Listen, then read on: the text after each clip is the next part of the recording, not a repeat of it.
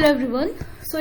Welcome to the explanation. So in this tutorial video I'll be discussing about difference between OSI and TCPIP model.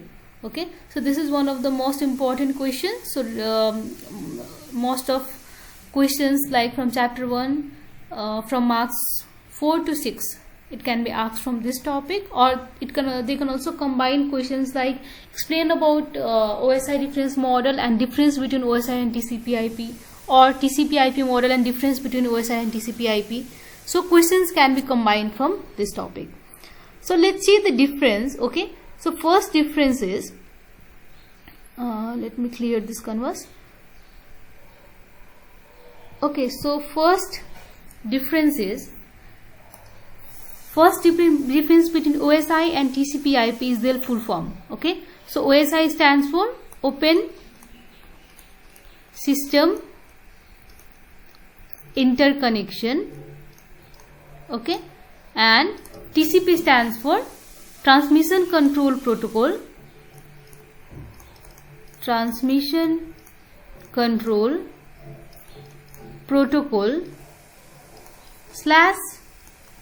Internet Protocol. Okay, so it stands for TCPIP. Next difference is OSI model, it consists of 7 layers and TCPIP it consists of 4 layers. Okay, so next difference is OSI layer, there are separate presentation layer, session layer and application layer, whereas in OSI TCPIP model this presentation, session and application layer, they are combined to form a single application layer. Okay, so next difference can be OSI layer, it was developed by ISO, whereas TCPIP model it was developed by DARPA.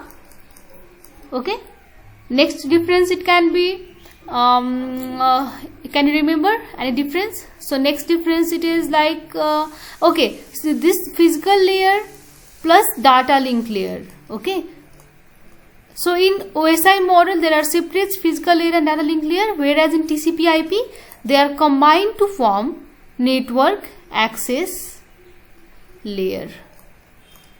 Fine.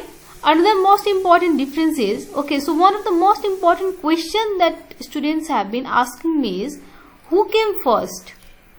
OSI came first or TCPIP came first?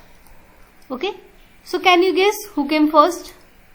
Okay, so there is a basic concept like in TCPIP it consists of 4 layers. Okay, so these 4 layers are broken to form 7 layers. Fine. So in TCPIP, a single application layer that were combined to form a single application layer. So the functionality were not clearly defined. Okay. So later it was splitted into these 3 layers: application, session, and presentation. Okay. So this TCPIP model it came 10 years before OSI model. It came 10 years before OSI model. And another question is, which students have been asking me, like today which reference model are we using? Are we using OSI or are we using TCPIP? Okay, so the answer is we are using TCPIP today. Okay, in practical or in real world or in practical life we use TCPIP model. This OSI model it is just a reference model. Okay, this model we just study. We just study to know how the devices work, how the data are sent. Okay, so practically we don't use OSI model. Fine. So let's go to the theory portion. Okay, so you can see the difference in the diagram. So the TCPIP model, which is realistically the internet model, came into existence about 10 years before OSI model. Okay, so as I told you, TCPIP model is the real practical model implemented in the internet we use right now. Okay, so if any question come from this, you can say we are using TCPIP model right now, whereas the OSI model is a theoretical based model that was never implemented practically. Remember these 2 words. Okay, these 2 sentences you should remember. So you can see the differences here. So TCPIP refers to the transmission control protocol, whereas OSI refers to the open system interconnection. TCPIP uses both session and presentation layer in application layer itself, whereas OSI use different session and presentation layers. Okay, as I discussed previously.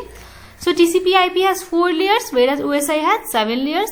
So it is developed by ISO, okay, International Standard Organization, and it is developed by ARPANET, Advanced Research Project Agency Network.